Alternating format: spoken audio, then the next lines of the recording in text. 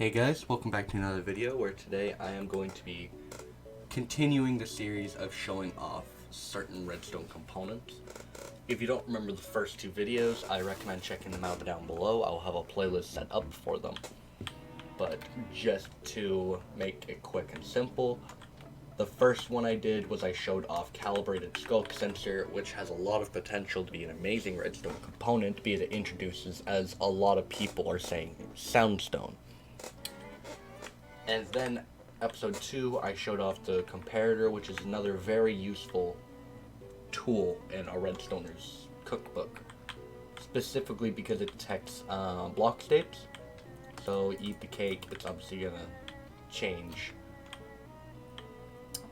Today I am going over the observer, which is another key redstone component, in which, as you can see behind me, has a lot of different uses, which I'm going to be going over today.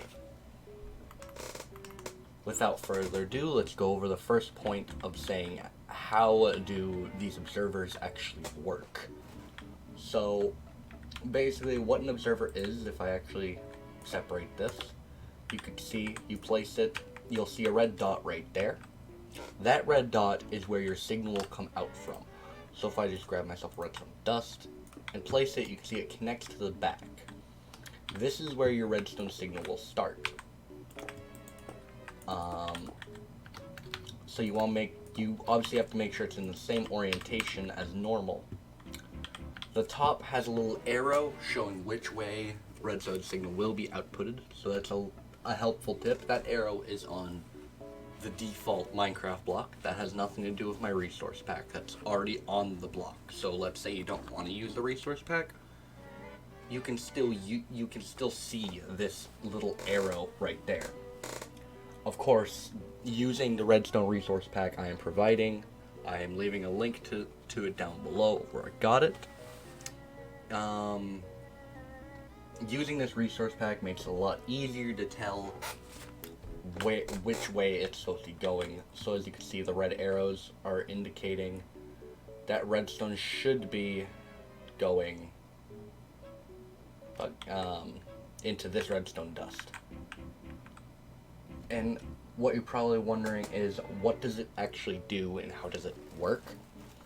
What the observer is made to do is it's made to detect block updates. So the best way I've found is using a button or a lever to show this off. If I were to place this there, every time I flick the lever, it's doing a block update because the texture of the item is changing, so the block state is also changing, which means it's going through a block update. The observer is then detecting that block update and powering the redstone dust. So if you need something that, like, you flick a lever and it'll just activate the redstone once, to where every time you flick it, it'll activate the redstone. Instead of it being like this. Place it here and power it, or let's say on top. Even I mess up. Instead of it powering like this or like this, you can make it powered just by flicking it like this. So that's the basics of what it does. It just detects block updates. If I grab one right here, you can see if I click this button, it sends out a quick redstone pulse, which can very well be used in redstone contraptions. So if I grab a slime block, put you there and you there, if you click this, you're sending a 1-tick pulse, which is then going into the piston. And since it's so fast, the piston does not have enough time to actually grab the slime block again, so it immediately retracts, which is a common tool a lot of redstoners use for moving blocks around. Of course, you can just have it be like that, and every time you place it, it'll change. Or you could just use a normal piston. That's perfectly fine too.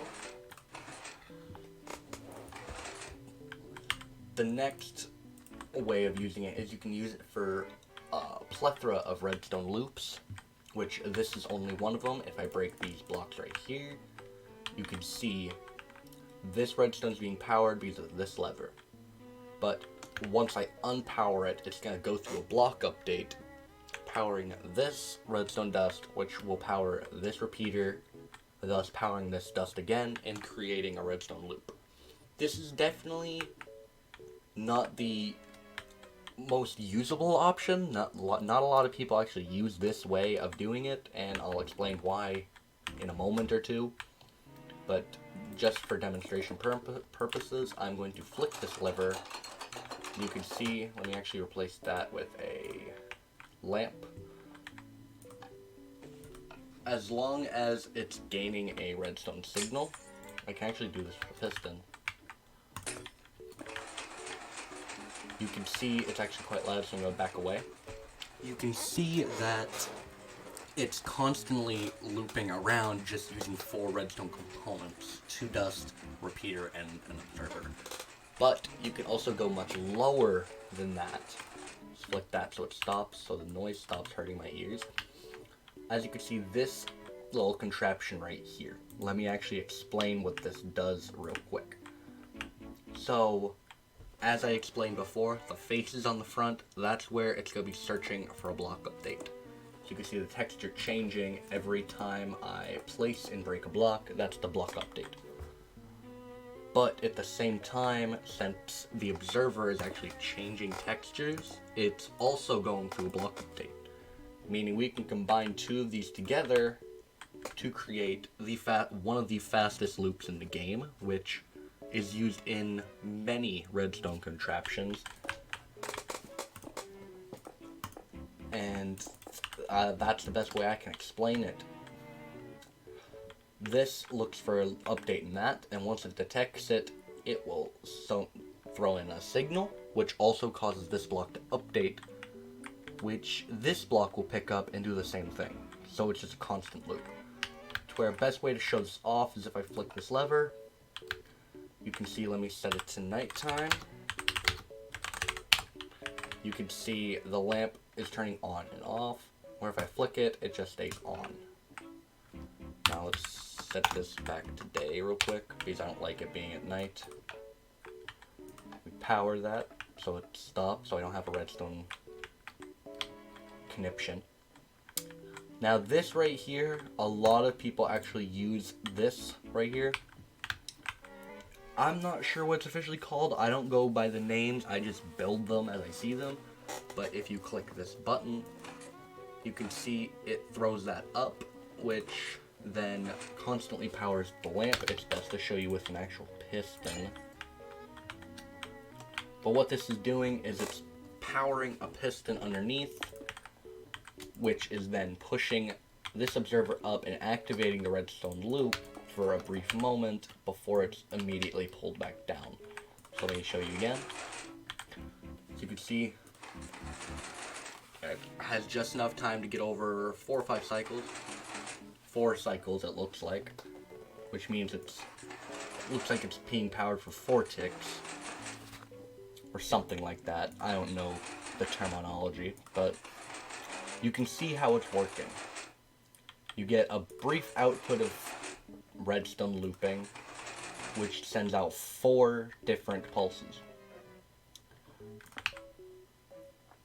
This also ties in to the comparator video, because you can actually use comparators in redstone to cycle through different block states with redstone. Not only that, but each individual level of power is another block state. So every time we cycle through here, you can see it's changing on the redstone dust right over here.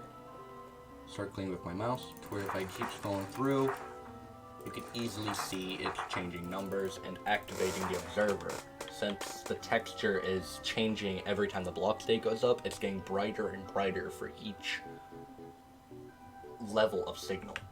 And what that is doing is the observer is detecting each of those changes, and every time I flip a page, it's going to send through a redstone signal into the lamp.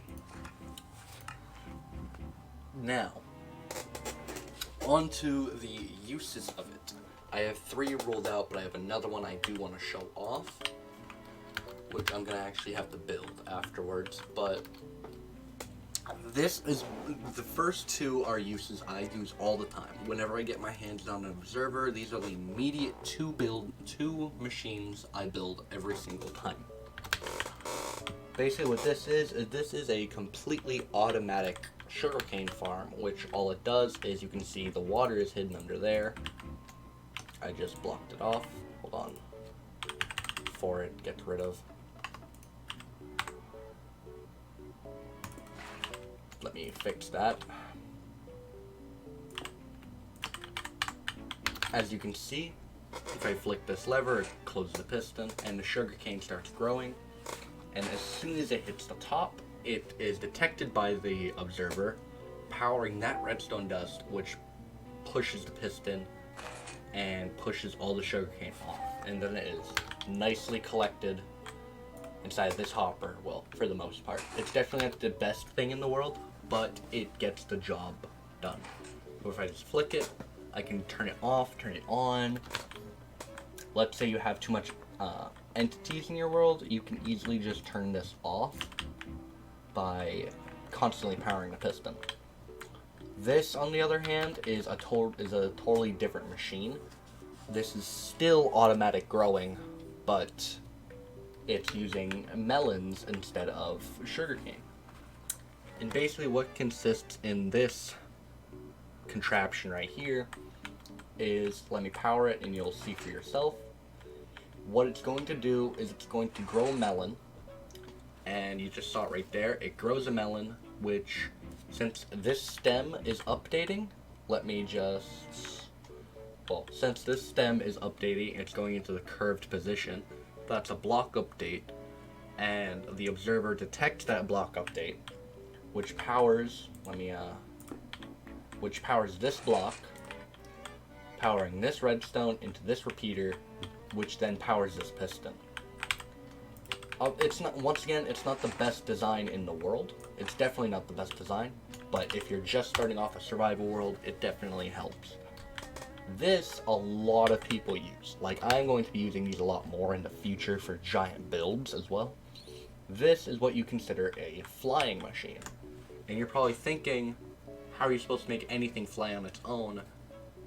Basically, all this is doing is, when these slime blocks push, this is reading a block update from the air changing, because everything around us is air blocks, as you know.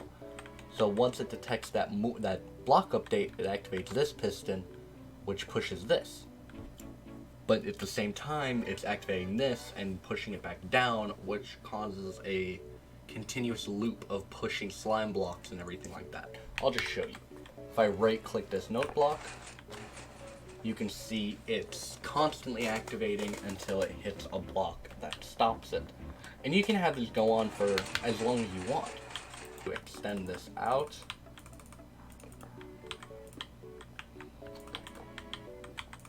keep the same tick speed. Actually, let's do these by 4 and then activate it.